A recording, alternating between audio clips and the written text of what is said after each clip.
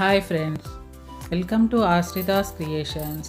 ఈరోజు నేను ఒక చిన్న టిప్ చెప్పబోతున్నానండి. చూడడానికి చిన్నదే కానీ దీంతో ఒక పెద్ద యుద్ధమే చేయాల్సి వచ్చింది.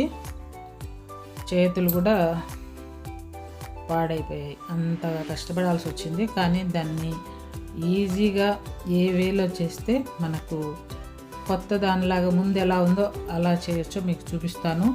ఇక్కడ చూస్తున్నారు కదా, ఆ విధంగా ఉండేది. ఎప్పుడు ఒక్కసారి బద్దకించిన దానివల్ల చాలా నెలల పాటు నేను ఇలా కంటిన్యూ అయిపోయాను. ఆ డూప్ స్టాండ్లో ఇలా ప్రమిద కూడా పెట్టానండి, కానీ అదంతా బాగా కరిగి స్టిక్కీగా అయిపోయి అసలు ఎంత కష్టపడినా రాలేదు. నేను ఏ విధంగా ప్రయత్నించాను, ఎన్ని ఫెయిల్యూర్స్, ఎన్ని విక్టరీస్ చూపిస్తాను. మీరు ఇలా కష్టపడకుండా ఈజీగా ఎలా చేయొచ్చో కూడా చూపిస్తానండి. చూసేద్దామా మరి. ముందుగా నేనైతే ఆ ప్రమిదను పక్కకు తీసేసాను చాక్ సహాయంతో. ఆ తర్వాత ఇడ్లీ సోడా ఒక టీ స్పూన్ వేసాను. ఆ తర్వాత నిమ్మరసం ఒక కాయ పిండాను. ఆ తర్వాత హార్పిక్ కూడా వేసానండి. హార్పిక్ చాలా రకాలుగా పనిచేస్తుంది కదా, దీనికి పనిచేస్తుందేమో అని ట్రై చేశాను.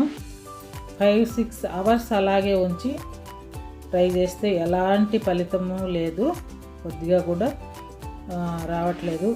సరే అని చెప్పి ఆ లిక్విడ్ని అలా పక్కన పెట్టేశాను. దాంతో బయట వైపు క్లీన్ చేద్దామని చూసినా అది సరిగ్గా రాలేదు. నెక్స్ట్ మళ్ళీ మనము ఫ్లోర్ క్లీనర్ ఉంటుంది కదా, దాన్ని యాడ్ చేశానండి. దాన్ని వేసి మళ్ళీ ఇడ్లీ సోడా వేసి హాట్ వాటర్ వేసి ఒక పాత బాణల్లో పెట్టి ఒక 20 మినిట్స్ దాకా ఇలా ఉడికించాను. దీంతో అయితే ఒక 50% వరకు వర్క్ అయిందని చెప్పవచ్చు. ఈ ప్రాసెస్లో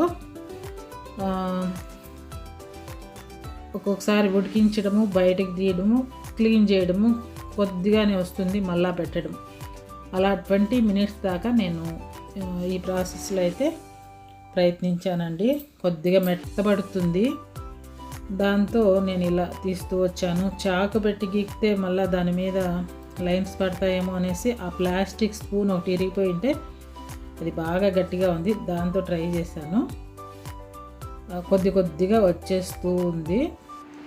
ఒక 10 మినిట్స్ ఉడికించడము, పక్కకు తీసి ఇలా క్లీన్ చేయడం, ఇలా చేశాను.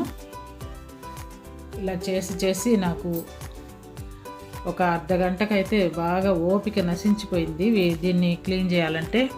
ఇలా కాదని చెప్పి ఇంకా నాకు ఒకటే అనిపించింది, అది వేడికే కదా కరుగుతుంది, ఒకసారి స్టవ్ ఆన్ చేసి స్టవ్ పైన పెట్టి వేడి చేద్దాం అనిపించి వేడి చేశాను. కొద్దిగా కరుగుతూ వచ్చేసింది.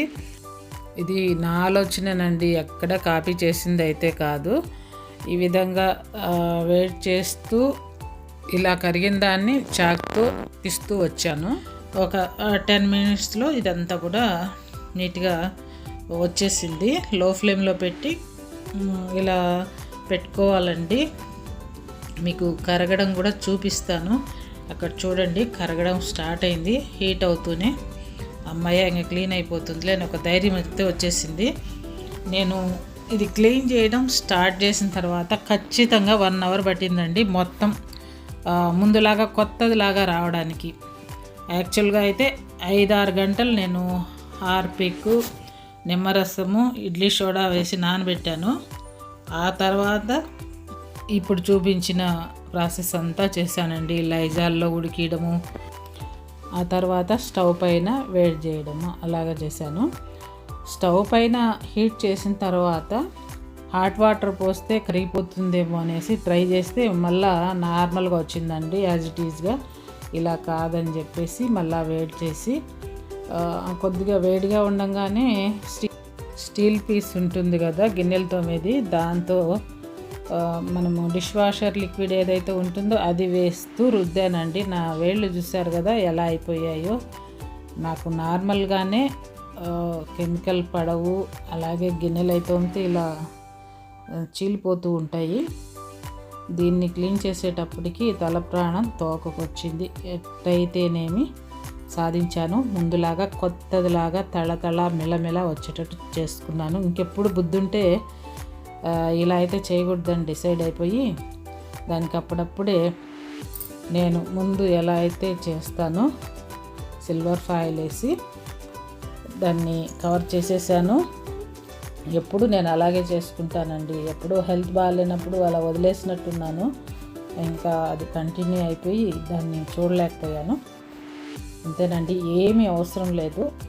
ముందైతే పైన ఉండేదంతా గీకేసుకోండి. ఆ తర్వాత స్టవ్కు దగ్గరగా పెట్టి సిమ్లో ఉండాలి. హీట్ చేసి అంత కరువు ఏదైనా గీకేసి ఆ తర్వాత స్టీల్ రబ్బర్తో క్లీన్ చేసామంటే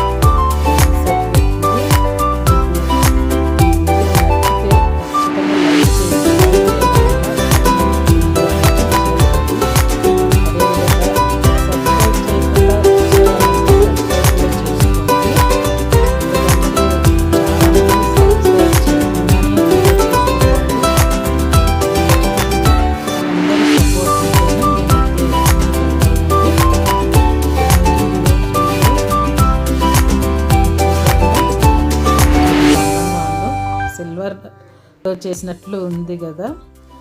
నేను దీనికోసమే సిల్వర్ ఫాయిల్ రోల్ కూడా ఎప్పటి నుంచో తెచ్చుకున్నానండి. దాదాపు నాకు 15 ఇయర్స్గా ఉంది నా దగ్గర అది. ఈ విధంగా రెడీ చేసి పెట్టుకొని ఆ తర్వాత ప్రమిద పెట్టి దాంట్లో వెలిగించాను. ఇప్పుడు ఈజీ కదా క్లీన్ చేయడము. కొంచెం మురిగ్గా అయిపోతే సిల్వర్ ఫాయిల్ తీసి కొత్తది వేసుకుంటే సరిపోతుంది. ఇదేనండి ఈరోజు video. Thank you for watching.